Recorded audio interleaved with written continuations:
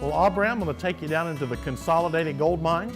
It's the largest hard rock gold mine east of the Mississippi. And if you come right this way, we're going to head into the portal right now.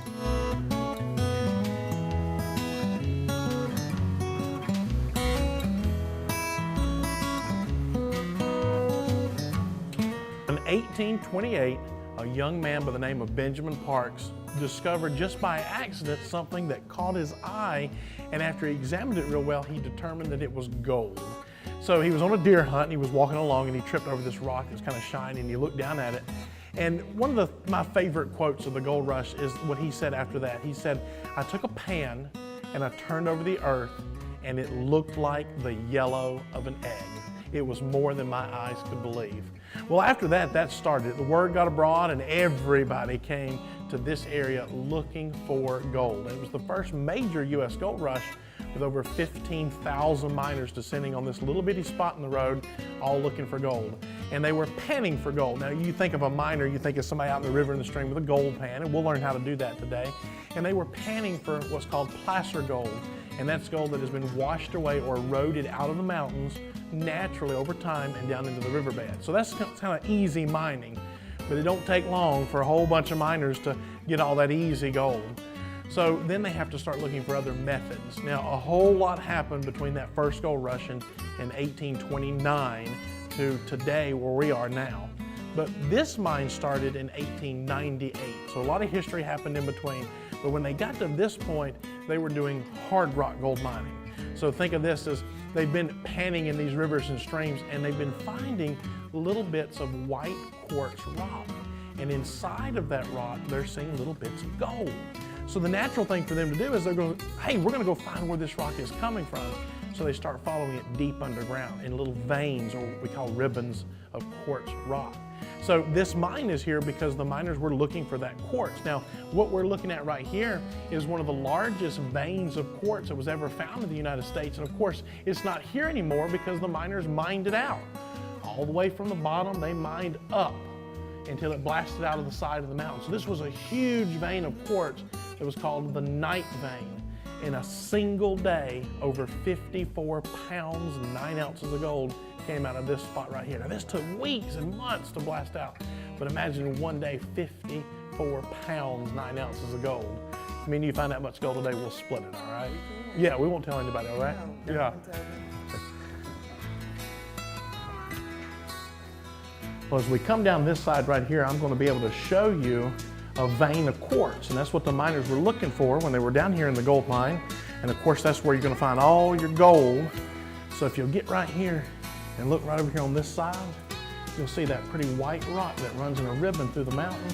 That is the vein of quartz. So that's what the miners are looking for. That's the whole purpose of why we're here today, is miners looking for that rock.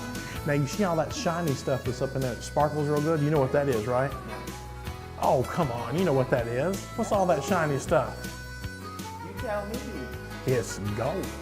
Gold! No, it's not.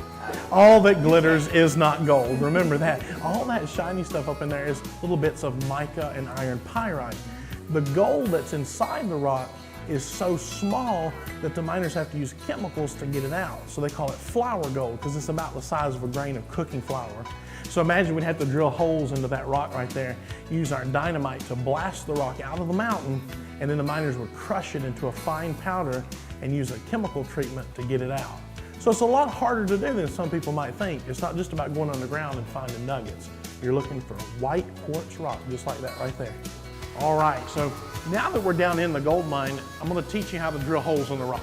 So this is the first job as a miner. You're gonna have a hand steel.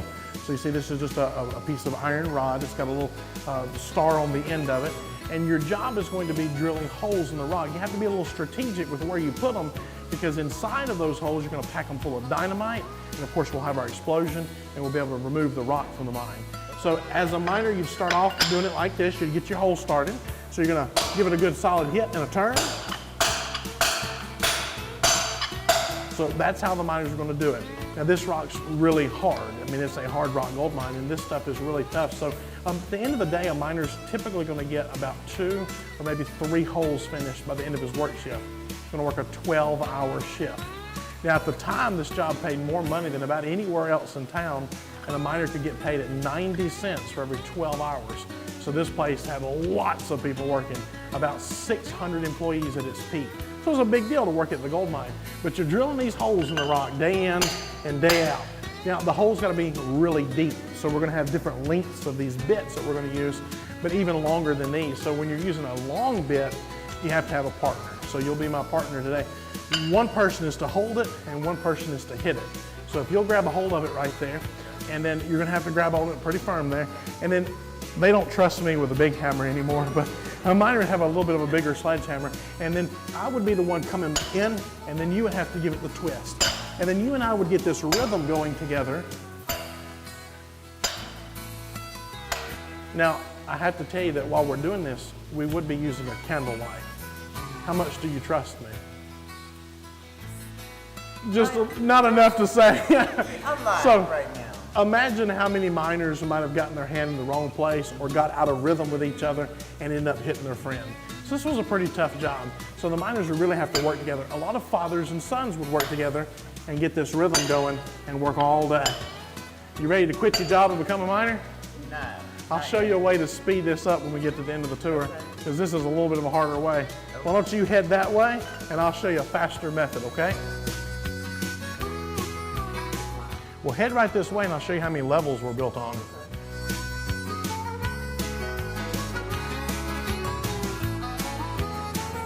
So the gold mine itself is built on 3 levels. We're on the mid-level right now, so there's a set of tunnels above us and a set of tunnels below us. And at the peak of the operation, the mine had several miles of tunnel. We only know of a few that are still left that we can access. So this mine right here has the 3 levels, the one below us and the one above us. The one below us is about 16.5 stories below where we're standing right now. The one above us is about 3 or 4 stories higher than we are. So right now in total, we're gonna be about 20 stories underground. So this is about the deepest part that we take our guests into. When we get to this part down here, I'm gonna show you how the miners blasted the dynamite. And of course, they're looking for that quartz rock and they're drilling holes. So we've taught you how to do that. And I'll show you now how the miners blasted. So come on down this way. And as we come into the room, got a real pretty vein of quartz right here. You can see that's a really nice vein. Of course, that's what the miners are looking for. It's got their gold in it. So come on down this way.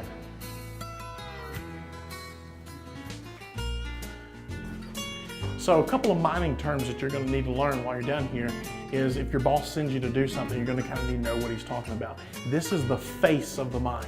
So anytime we're actively advancing a tunnel, that means we're making the tunnel longer. We are working the face of the mine. The side walls right here, these are called the ribs. This is the back that's above your head, and then the floor is called the belly. So miners had different roles when they were working. Now, we've drilled the holes in the rock. You can see right here that there's 5 good holes right here in the center. There would have been a ring of holes around and a set of holes at the bottom. All of those are gonna have dynamite. Now, you and I were drilling one earlier and we didn't go very deep, but like I can't even reach the back of this one, and look how deep this hole is. And I can't even reach the back of it. Look at that, isn't it impressive? So the miners were going super deep, way back into the wall, and of course they were gonna pack dynamite into it. So I've got you a stick of dynamite right here.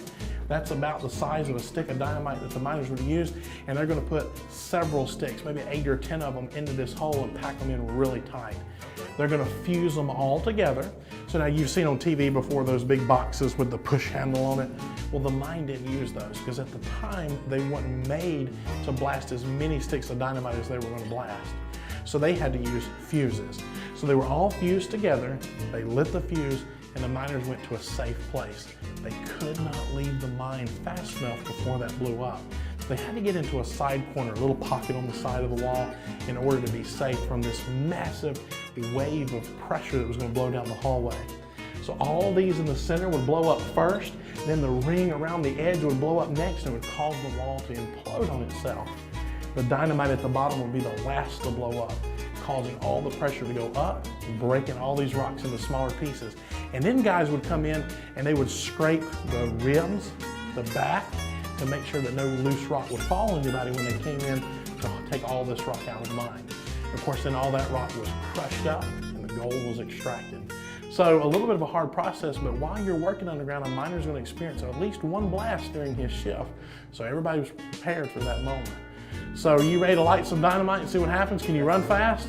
I'm not much of a fast runner, but we'll give it a try. Hey, then I'll let you do the lighting and I'll go ahead and make my way to safety. All right, let's do it. I'm leaving.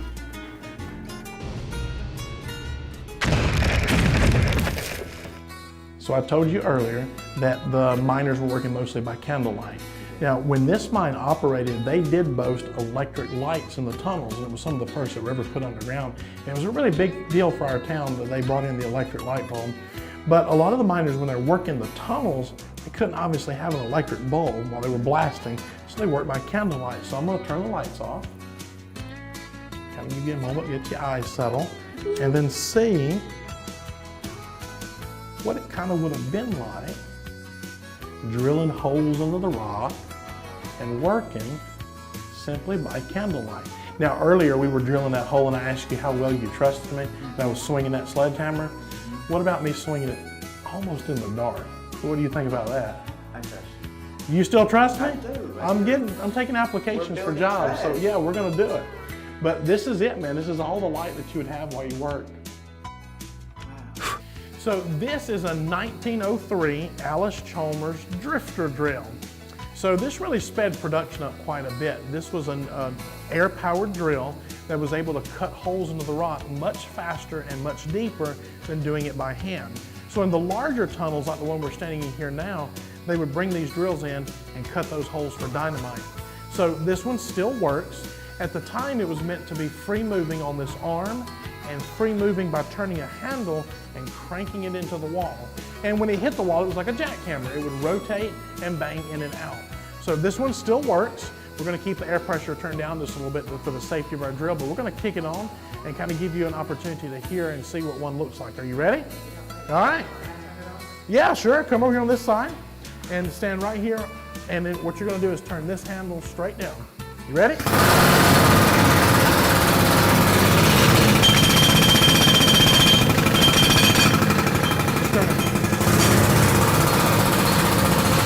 Pretty cool, huh?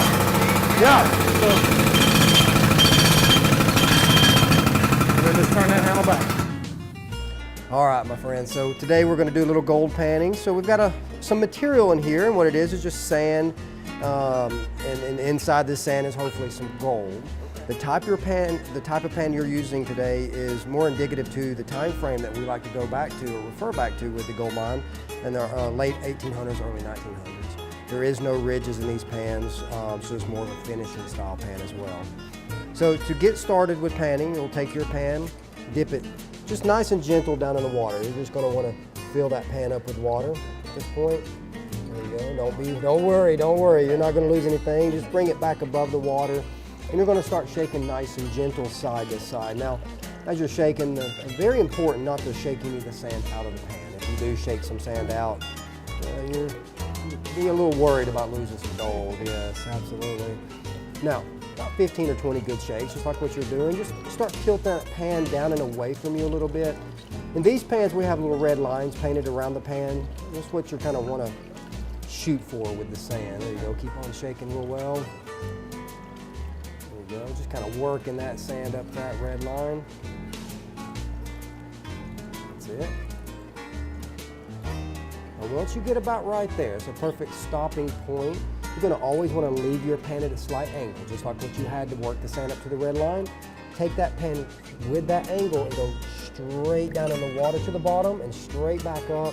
You're going to see a little cloud of dust kind of float up and off that pan and out of the pan. At that point, what you're losing is the lighter material, all of your sand, your river pebbles, the lighter stuff like your mica and all. From there, you start shaking side to side once again.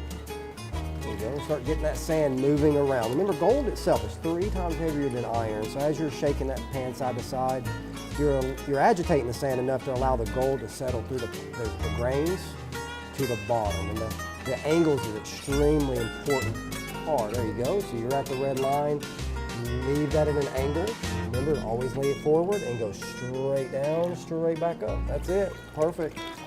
That angle is very important. So as the gold is settling through the sand to the bottom, it's actually going to settle forward to that crevice in the front of the pan. And that's going to act as a capture for the gold. There you go, right there. Perfect. And straight down again. That's it. That's excellent. Just like that. We're just gonna keep doing. Now this time, I'm gonna teach you how to finish this out. And this is the toughest part about gold panning. It really is. So what you wanna do is you got a pile of gold or sand in the front. You wanna have enough water to cover the sand, just like what you see here. There you go. And you're gonna take your pan and you're gonna roll either counterclockwise or clockwise, whichever direction is more comfortable for you. What you're trying to do is take that layer of sand and move it to the bottom of the pan. There you go. It's all on the wrist. Oh, this is all gold, real gold. Good job. You've worked real hard with this. Look at that. Well, let's do this. Let me see this. I'm gonna pour a little of this water out. And that is yours. Look at that. Thank you, sir. Outstanding. Do you want to split it? It's all yours. You've done the hard work, my friend.